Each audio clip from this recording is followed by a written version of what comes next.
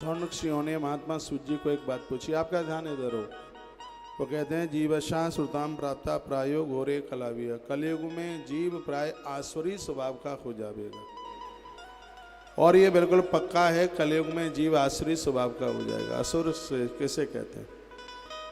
असुर कौन है? राक्षस निशाचर कौन है? माँ भगवती जगदम्बा ने भगवान शिव को पूछा, तो वह उसका जवाब देते हैं, माँ नहीं मात पिता नहीं देवा, साधुनी सन करवावहि सेवा। इधर देखिए, जिनके यह आचरण भवानी सो जानव निश्चर सम प्राणी। जो माता पिता की बात ना माने, देवी देवताओं की बात ना माने, दूसरे का द्रव्य लेकर के देवे नहीं, दूसरों की स्त्रियों को दूसरे पुरुषों को कुदृष्टि से देखे, हे भवानी, वही निशाचर है, वही राक्षस है।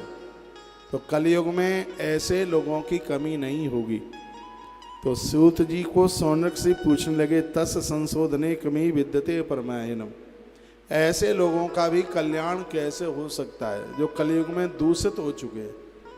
उनका उद्धार कैसे हो सकता है? यदस्ति वस्तु परम श्रेयसाम श्रेय उत्तमम पावनम पावनानाम च साधनम तद्वदादुना। आप इस समय मुझे ऐसा कोई शाश्वत साधन बताओ जो कल्याणकारी वस्तुओं में भी सबसे ज़्यादा मंगलकारी हो, पवित्र करने वाले उपायों में भी वो सर्वोत्तर परम कल्याण में हो। उसके बारे में आप हमें बताएं।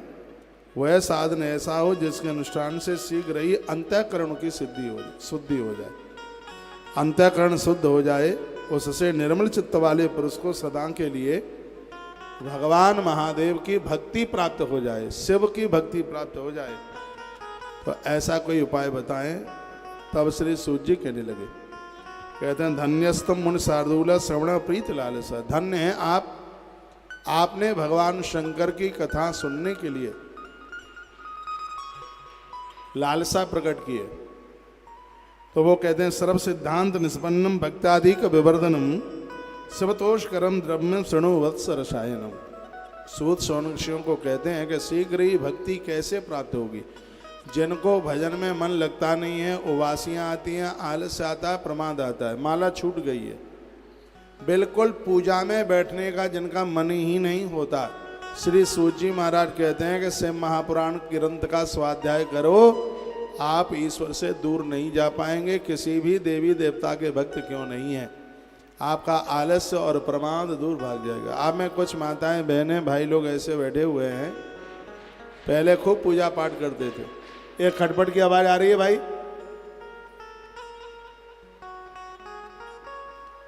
पहले खूब पूजा पाठ करते थे, लेकिन अब इतना आलस्य हो गया, इतना प्रमाद हो गया है कि भजन छूट गया। चाय नहीं छूटी, चाय कप और बढ़ गया है, कॉफी नहीं छूटी, रोटियां नहीं छूटी, वो सब चीजें बढ़ रही हैं। वजन भी बढ़ रहा है, मोटापा बढ़ रहा है, बीमारियां भी खूब बढ़ रही हैं, डायबिटीज बढ़ रही है, मधुमेह खूब बढ़ रहा है, कोलेस्ट्रॉल बढ़ रहा है। इन सब चीज़ों में कमी नहीं है, ये सगरी चीज़ें बढ़ रही हैं। यदि घट रहा है तो वो भगवान का भजन घट रहा है, ईश्वर की आराधना साधना घट रही है, और ये शुभ नहीं है, ये घटनी नहीं चाहिए, बढ़नी चाहिए। तो सूत और शौनक ऋषियों के बीच में यही संवाद चल रहा है कि लोगों की भक्ति बढ़े, लोगों की ऊर्जा बढ़े, उसके लिए परम साधन क्या है, इसके बारे में आप बता दें तो आपकी बहुत बड़ी कृपा हमारे ऊपर हो जावे। तो कहा, कह दिया, काल व्याल महात्रास विध्वंस कर्मोत्तमम। कलयुग रूपी सांप के लिए आप सपेरा बन जाओगे, ये आपके नचाने पर नाचने लगेगा। भगवान शिव की कथा ऐसी है, शैव पुराणम परमम शिवनोक्तम पुरामुनि।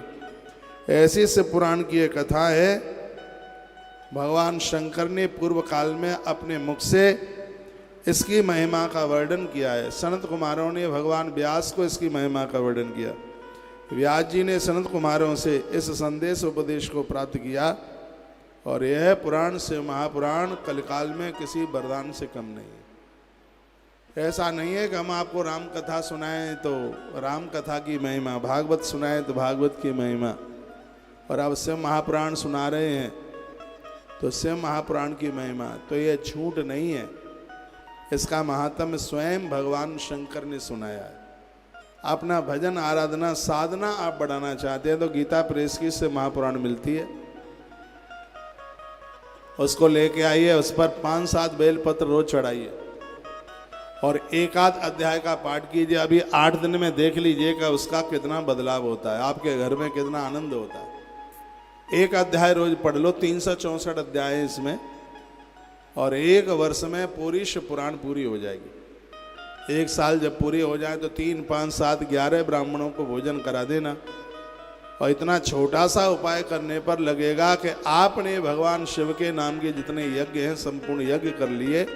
अभी आप सुन रहे थे सर्व यज्ञेषु, शिव महापुराण की एक बार कथा पूरी सुनने पढ़ने से धरती के संपूर्ण यज्ञ करने का फल प्राप्त हो जाता है।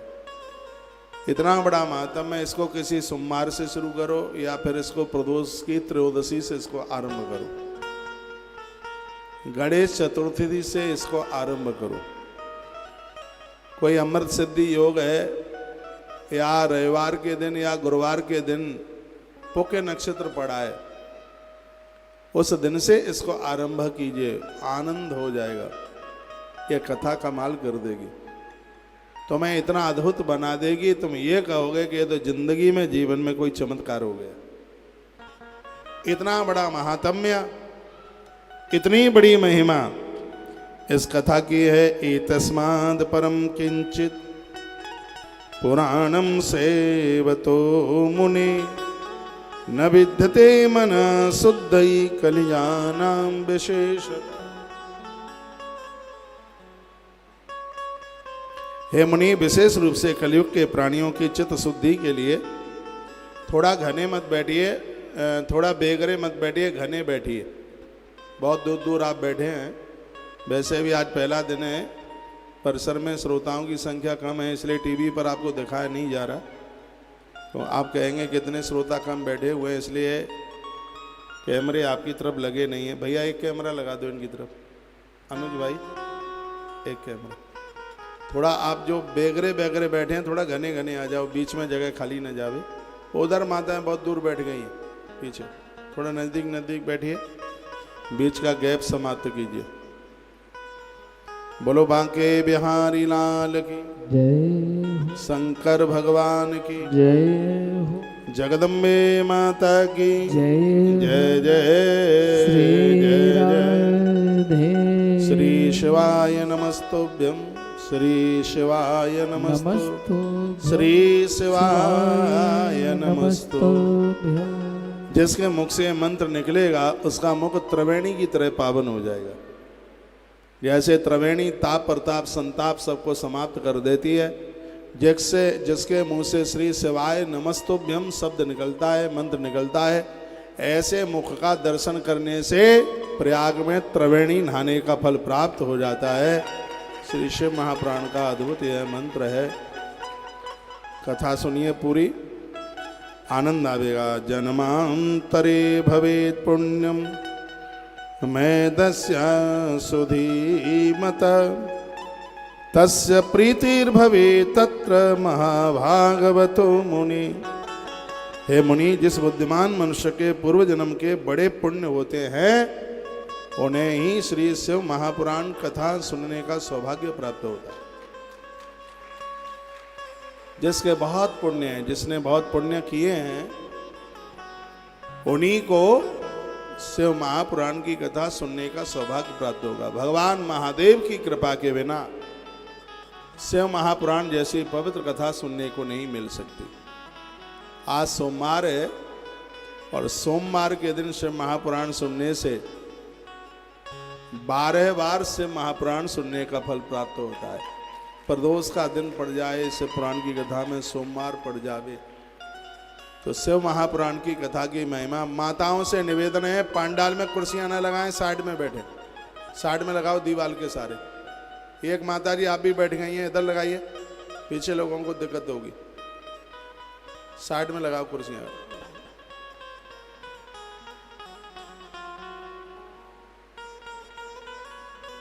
अभी भी गलत बैठे हैं आप, दीवाल के सारे बैठिए, नहीं पीछे वाली अम्मा को नहीं दिख रही व्यासपीठ। अरे मान जाओ दादी माँ, वहां बैठ जा पीछे कुर्सी पे। तू जाइए ना, बता पीछे उठाए आप पीछे। बोलिए बांके बिहारी लाल की जय हो, श्री हनुमान जी महाराज की जय हो। जय जय श्री सीताराम। राधेश्याम। एतस्य पुराणमयि परमं शास्त्रमुत्तमं शिवरूपं चितो गेहा सेवनीयं च सर्वथा। यह श्री शिव महापुराण उत्तम शास्त्र है। इसे इस भूतल पर भगवान शंकर का वांग्मय रूप समझना चाहिए। ये समझ लो कि स्वयं भगवान शंकर ही शिव पुराण के रूप में प्रकट हुए। कुछ चीजें हैं जो साक्षात शिव में, बेलपत्र स्वयं भगवान महादेव ही बेलपत्र के रूप में आए। बेलपत्र का दर्शन भगवान भोलेनाथ का दर्शन एक बराबर है। शिव महापुराण ग्रंथ स्वयं शंकर ही उसके रूप में चल के आए हैं। और एक तीसरी बात और निवेदित की जा रही है, गौ माता का बछड़ा जिसे आप नंदी कहते हैं, ये भी साक्षात भगवान शंकर ही नंदी के रूप में धरती पर चल करके आए। इसलिए नंदी को रोज रोटी खिलाया करो, लड्डुआ खिलाया करो नंदी को। शुद्ध देसी घी का लड्डू बनाकर नंदी को अमावस्या को खिलाया जावे। तो ये सिर्फ एक ही उपाय है कि पूर्व में यदि कोई फांसी फूंसी लगा के मर गया है, आत्महत्या करके मर गया है, उसका उद्धार नंदी महाराज ही कर सकते हैं और किसी में ताकत नहीं है उस आत्महत्यारे का उद्धार करने के लिए। नंदी दान करने से आत्महत्यारा भी मुक्ति को प्राप्त हो जाता है। मेरी बड़ी श्रद्धा है नंदी के प्रति, बहुत ही ज़्यादा, जो स्वयं भगवान शंकर को अपनी पीठ पर लेकर के चलता है। भगवान शंकर ही अपने एक अंश से, जैसे स्वयं नारायण ही एक अंश से गरुण बन करके आए हैं, उसी प्रकार से स्वयं महादेव ही अपने एक अंश से धरती पर नंदी बन करके प्रकट हुए हैं, जिनका दर्शन ही अपने आप में बहुत ज्यादा सब। बोले नंदी महाराज की जय हो। शिवालय में दर्शन करने को जाते हो, नंदी के बाएं कान में जो भी आप कुछ पहुंचा देते हो, बोल देते हो, वह सब भगवान भोलेनाथ के पास तक वो आवाज आपकी पहुंच जाती है। हर अमावस्या को एक लड्डुआ बनाओ, घी का लड्डू बनाओ और अमावस्या के दिन नंदी को खिलाओ। सगरे पुरखे तृप्त हो जाएंगे, उन्हें आनंद हो जाएगा। ऐसा गरुण पुराण में लिखा है, जो कि मैंने पूर्व में भी कभी आपके बीच में निवेदन किया होगा। वह ग्रंथ बड़ा अद्भुत है और पूर्वजों के उद्धार की सबसे ज़्यादा बातें हैं वह गरुण पुराण के अंदर ही लिखी गई हैं।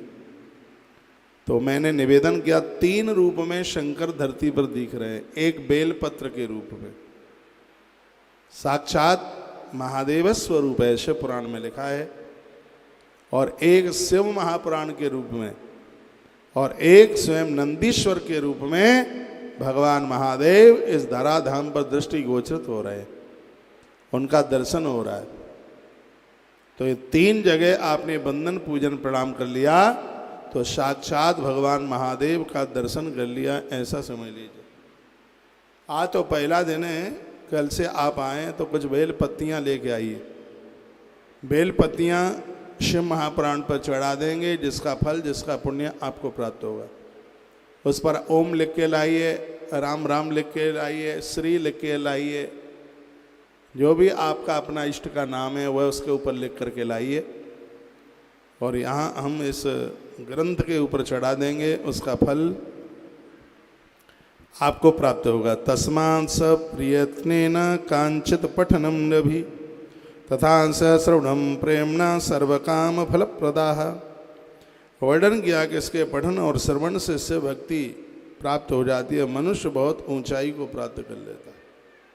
आपके बच्चे एक नंबर से रह जाते हैं, बेरोजगार हो रहे हैं, उन्हें अपने किए गए का पूरा फल नहीं प्राप्त हो रहा है, तो लिख लें कागज में, शिव महापुराण में विद्येश्वरी संहिता का पाठ करें, जिसमें रुद्राक्ष महात्म्य है, बेलपत्र महात्म्य है और भस्म महात्म्य है। विद्येश्वर संहिता का पाठ करने से घर में धन की आवक कम नहीं होती, बढ़ती जाती है। घर की गरीबी समाप्त हो जाती है, घर का कर्जा है, ऋण मुक्त आदमी हो जाता है। शिव महापुराण में विद्येश्वर संहिता का पाठ करने से, घी का दिया जलाओ, श्वेत वस्त्र पहन करके, सफेद वस्त्र पहनकर, भाल पर त्रिपुंड भस्म लगाकर, रुद्राक्ष की माला पहनकर, बेल पत्र गमले में लगा हुआ, यदि बेल का वृक्ष है तो उसके नीचे बैठ के पाठ कीजिए, वर्णन है इसमें। यदि वह नहीं है तो किसी गमले में बेल का पेड़ लगाकर उसको अपने दाहिने हाथ पर रख लें और उसके तत्पश्चात फिर बैठ जाएं और फिर आप रुद्र इसमें शिव महापुराण में विद्येश्वर संहिता का जो पाठ भगवान शिव को सुनाइए। घोर गरीबी का नाश हो जाएगा, आपके बच्चे तरक्की को प्राप्त हो जाएंगे। रुद्राक्ष की माला पहनकर यह काम करें, अद्भुत आनंद हो जाएगा, शंकर की कृपा बरसेगी, क्योंकि बेल पत्र से भगवान महादेव अति प्रसन्न होते हैं। आगे आप बेल पत्र सुनेंगे। कोटि कन्या महादानम एक बिल्वा शिवार्पणम। स्नान करके अपने हाथों से बेल पत्र का चयन करें, अपने हाथों से तोड़ें, बिना नहाए नहीं। तुलसी, बेल पत्र, पूजा के फूल ये बिना नहाए छुए भी नहीं जाते। इनको स्नान करने के बाद फिर इसका चयन कीजिए। रात भर बेल पत्र को गंगा जल में पड़े रहने दीजिए, रात भर ये गंगा जल में पड़े रहें। फिर सुबह सूती वस्त्र से उन्हें पहुँचिए। हमारे मध्य में भैया सोम प्रकाश जिंदल भाई, आपका आगमन हुआ है, मेरी पवित्र व्यासपीठ से बड़ा आदर है। चीका से हमारे मध्य में आए हैं। एक बार जयकारा लगाओ, बोल बांके बिहारी लाल की जय हो, श्री हनुमंत बलवंत महाराज की जय हो, परम कल्याणी गैया मैया की जय हो। जय जय श्री राधे। बैठिया रख दो और बैठ जाओ जाके। जय जय श्री राधे, जय जय श्री राधे, जय जय श्री राधे। पठना श्रवणा दशा भक्ति मान रसत्तमा। जो शिव महापुराण को पढ़ेंगे, पढ़ेंगे, सुनेंगे और किसी को सुनाएंगे, तीनों प्रकार से जीव का कल्याण होगा। लिखा है सद्य शिव पद प्राप्तिम लभते सर्व साधनात्। उन्हें भगवान महादेव की शरण मिलेगी, भगवान शंकर के चरण मिलेंगे। श्री तस्मा स प्रीति न कांचितम पठनम नबी। सर्व प्रकार से जैसे भी व्यवस्था बनती है तो वक्ता के मुख से इस कथा को सुना जाए। तीर्थों में बैठकर इस कथा को सुना जाता है, शिव महापुराण की कथा को, तो कथा के पुण्य हैं वो अनंत गुणे प्राप्त हो जाते हैं। क्योंकि जो भी कोई सदकर्म आप घर पर करते हैं, तीर्थ में करते हैं, इसी ग्रंथ में लिखा है लाखों गुना उसका अंतर अपने आप में होता है। तीर्थों में किए गए सदकर्म का पुण्य बहुत ज़्यादा होता है। माताएं आप आए बस बैठ जाया करें, अब आगे बिल्कुल मत आइए, मेरी प्रार्थना है। फिर क्यों आ रहे हैं, मैं प्रार्थना कर रहा हूँ, मत आइए जब प्रार्थना कर रहा हूँ तो। आप बैठ जाइए, तो बैठे, वहीं से प्रणाम कर ले। बोलिए बांके बिहारी लाल की जय हो, श्री हनुमान जी महाराज की जय हो। राजसूय नियत पुण्यम अग्निष्ठो मसते न च। राजसूय यज्ञ करने से जितने पुण्य प्राप्त होते हैं, एक से महापुराण की कथा सुनने मात्र से उतने फल की प्राप्ति हो जाती है। भगवान शिव के ऊपर एक लोटा जल चढ़ा करके फिर इस कथा को आप सुनते हैं तो ये कथा संपूर्ण समस्याओं का समाधान कर देती है। भगवान महादेव के ऊपर काले तिल चढ़ा करके फिर आप शिव महापुराण सुनते हैं तो ये कथा उम्र देती है, आयुष दे देती है, आरोग्यता दे देती है। भगवान शंकर के ऊपर काली मिर्च चढ़ाकर फिर इस पुराण को सुनते हैं तो दुश्मन फैल हो जाता है, दुश्मन परास्त हो जाता है। काली मिर्च भगवान महादेव पर चढ़ाई जाती है। शिव के ऊपर काली मिर्च चढ़ाकर फिर इससे महापुराण को सुना जाए तो इस कथा की महिमा बहुत ज़्यादा है। कनेर का फूल महादेव के ऊपर चढ़ाकर यदि इस कथा को सुना जाए तो ये कथा उसे विद्वान बना देती है, अक्लमंद बना देती है। दही भात का भोग ब्राह्मण को जमा करके फिर इस कथा को सुना जाए तो ये कथा नारी के बांझपन को दूर कर देती है। एक बार फिर कह रहा हूँ मैं ये बात, यदि किसी नारी को संतान नहीं हो रही है तो वह शिव महापुराण की कथा में रोजाना दही भात, सब्जी नहीं, अन्न और कुछ नहीं, दही भात, मीठा दही भात ब्राह्मण और ब्राह्मणी को बुलाकर उन्हें न्योता दें। दोनों को जोड़े के साथ दही भात, उसमें बूरा चीनी डाल करके एक ब्राह्मण ब्राह्मणी को पहले जमाइए, फिर से महापुराण की पूरी कथा सुनिए। भगवान महादेव उस नारी के बांझपन को दूर कर देंगे, उसके घर में पुत्र रत्न की प्राप्ति हो जाएगी। इतनी बड़ी महिमा भैया इस कथा की। इस कथा को एक अनुष्ठानिक रूप में सुनिए। जमीन में लेट करके, रात को जमीन में लेटे, पांडाल में ना लेट जाएं। हाँ, यहाँ तो बैठ के ही कथा सुननी है। रात्रि को जमीन में लेट के एक बार भोजन करके और भोर में जल्दी से नहाएं, स्नान करें। यदि अगल बगल में सरोवर है, नदियाँ हैं, कुआं है, कूप है, तो उस जल को ज़्यादा पावन पवित्र माना गया है। उस जल में स्नान करके इस कथा को सुना जाए तो ये कथा तत्काल ही अपने परिणाम घोषित कर देती है, देर नहीं लगती। इतनी बड़ी महिमा। रास ये नित पुण्यम, रास यज्ञ जैसा फल प्राप्त करा देती है। ये इसका महात्म्य है। ओम नमः शिवाय पंचाक्षर मंत्र, षडाक्षर मंत्र जप कर यदि इस कथा को सुना जाए तो इस कथा का फल अपने आप में बहुत ज़्यादा प्रभावशाली है। ऐसा ब्राह्मण जो गायत्री का जप करता है, उसके मुख से यदि इस कथा को सुना जाए तो इस कथा का फल लाखों गुना अपने आप में बढ़ जाता है। इस कथा की महिमा बहुत ज़्यादा बढ़ जाती है। बेल वृक्ष के नीचे बैठकर, गंगा नदी के किनारे बैठकर, सरोवर के तट पर बैठकर इस कथा को सुना जाए तो इस कथा की महिमा अपने आप में अनंत गुना है। भगवान की कृपा से हमें भी सरोवर के किनारे बैठकर इस कथा को सुनाने का सौभाग्य प्राप्त हो रहा है। इसलिए इस कथा की महिमा अपने आप में बहुत अनंत गुना है।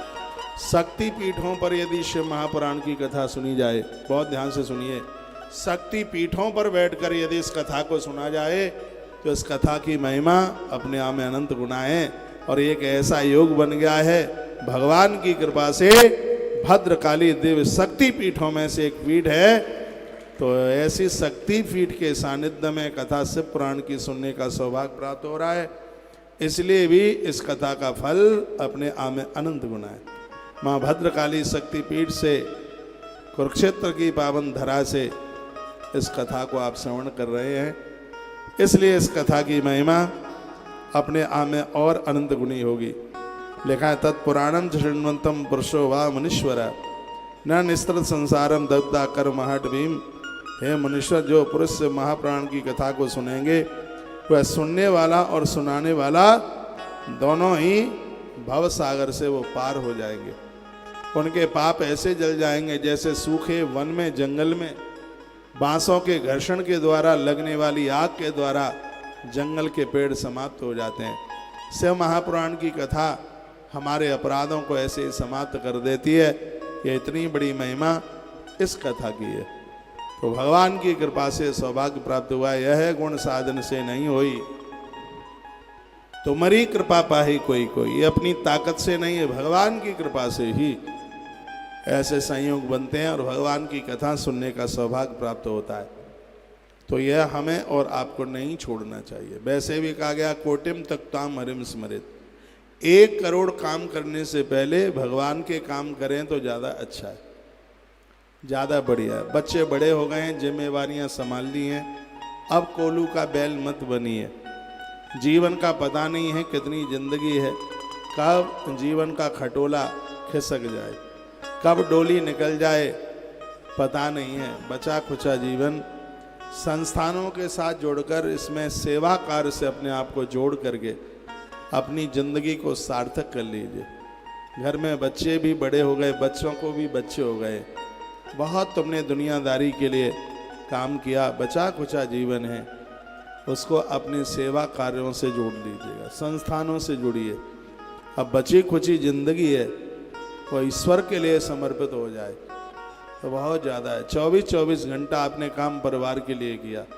मैं ज़्यादा नहीं कह रहा हूँ, आज से लेकर के ज़िंदगी के अंतिम श्वास तक आपसे और ज़्यादा ना हो पावे तो 1 साल में 365 घंटा भगवान को दीजिए।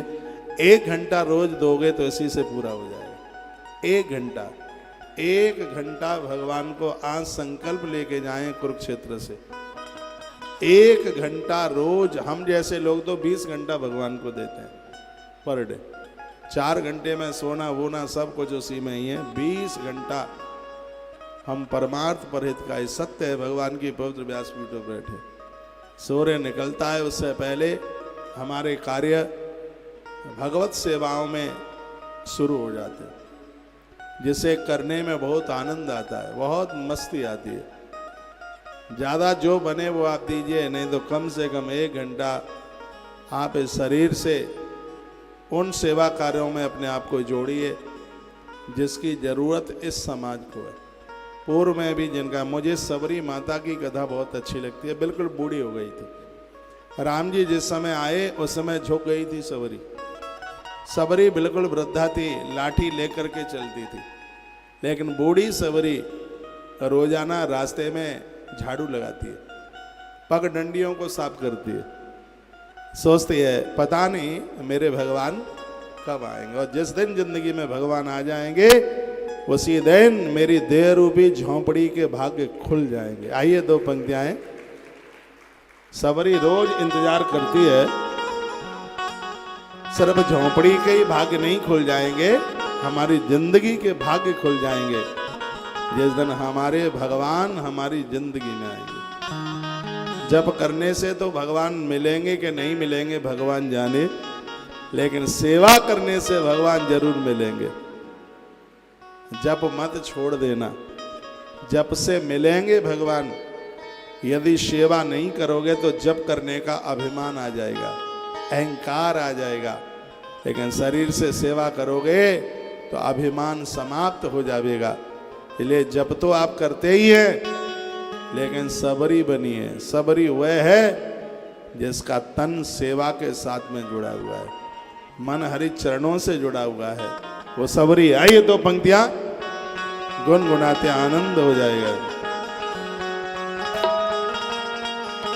मेरी झोंपड़ी के भाग्य आज खुल जाएंगे, राम आएंगे। मेरी झोंपड़ी के भाग्य आज खुल जाएंगे, राम आएंगे। ओ राम आएंगे, आएंगे, राम आएंगे। ओ राम आएंगे, आएंगे, राम आएंगे। मेरी झोंपड़ी के भाग्य खुल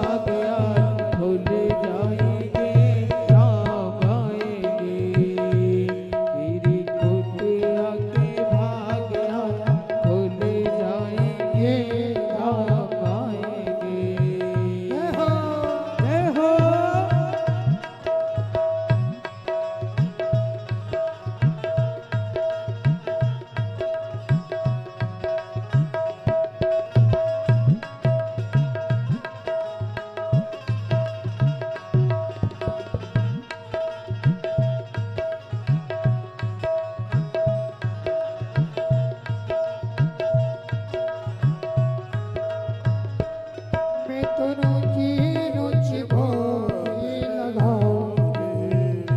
मैं तो रुचि रुचि भोगे लगाओगे।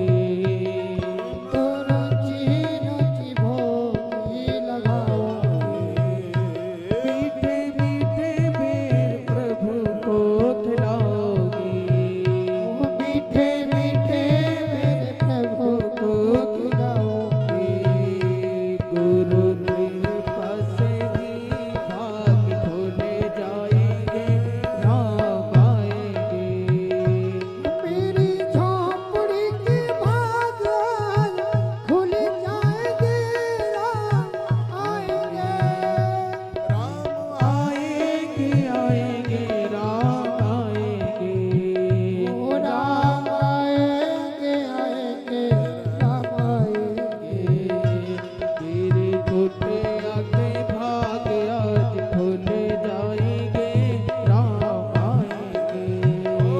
तेरी झोंपड़ियाँ के भाग खुल जाएंगे, राम आएंगे। जय हो।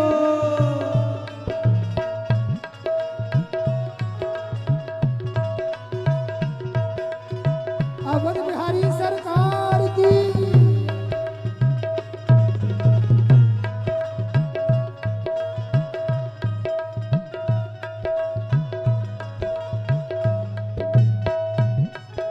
हरि बोल।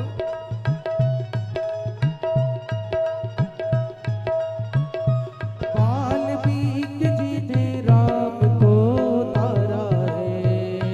वाल्मीकि जी ने राम को तारा है। तुलसीदास जी की लेखनी में सारा है। तुलसीदास जी की लेखनी में सारा है। हमें गुरु भगतों के भाग आए, जाग जाएंगे, राम आएंगे। मेरी झोपड़ी के भाग आए, खुल जाएंगे, राम आएंगे। ओ मेरी कुटिया के भाग खुल जाएंगे, राम आएंगे। राम आएंगे आएंगे राम आएंगे।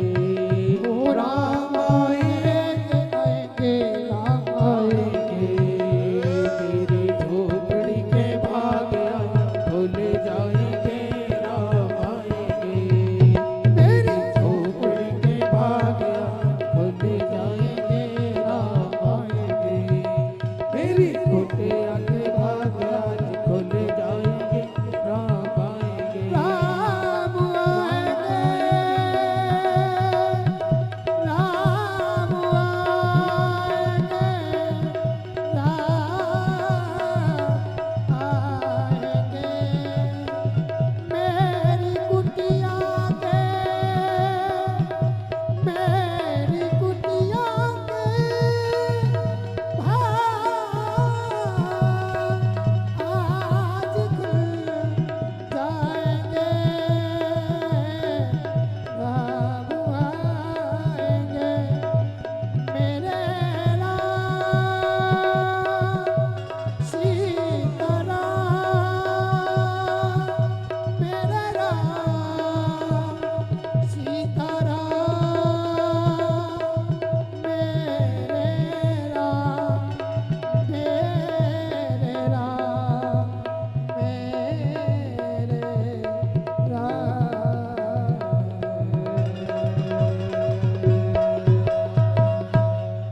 बोलिए रामचंद्र भगवान की। श्री हनुमंत बलवंत महाराज की। जय परम कल्याणी गया मैया की। जय जय श्री जय राधे श्री जय। राधे। तो आप श्रवण कर रहे थे तत्पुराणम च शृण्वान पुरुषो य मुनीश्वर स निरस्तर संसार दग्धा कर्म हटवी। जो पुरुष से महापुराण की कथा को सुनेंगे सुनाएंगे, उनके संसार के संपूर्ण पाप ऐसे जल जाएंगे जैसे जंगल में वांसों के घर्षण के द्वारा लगी हुई आग पूरे जंगल को समाप्त कर देती है। भगवान की शिव महापुराण की कथा हमारे जिंदगी के अपराधों को ऐसे ही समाप्त कर देगी। इसलिए कलऊ द्रमेद साम पुंसाम धर्माचार्य आत्मान, कलयुग में धर्माचरण से शून्य चित्त वाले लोग, उनका भी उद्धार इस कथा के माध्यम से हो जाता है। अवश्य में इस कथा को जरूर सुनना चाहिए।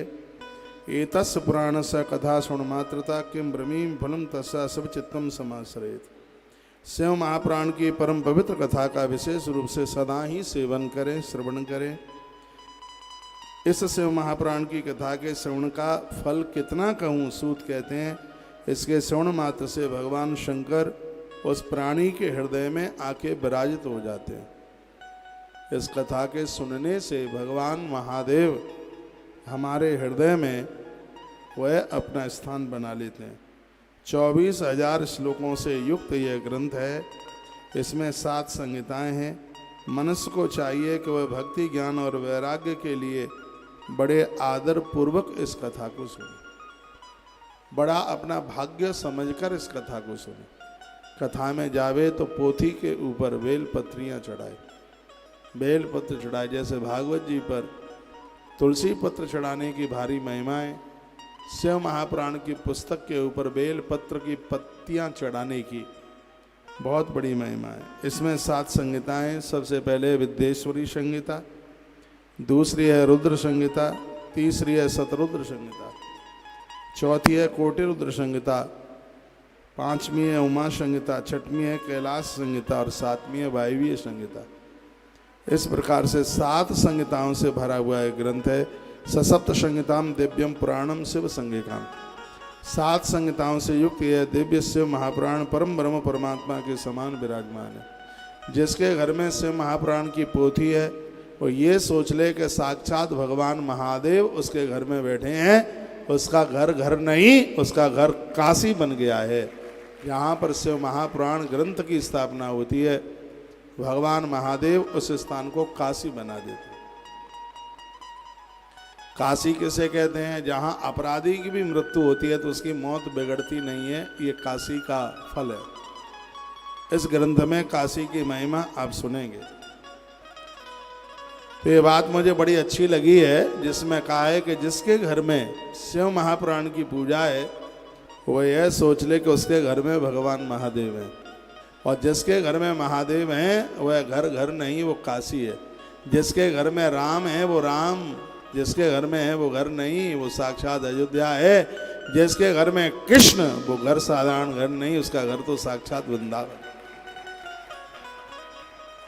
स्वयं माता सुमित्रा ने कहा है, अवध जहां तहां राम निवासो। जहां राम है वहां अयोध्या है। दुनिया का कोई भी कोना क्यों ना हो,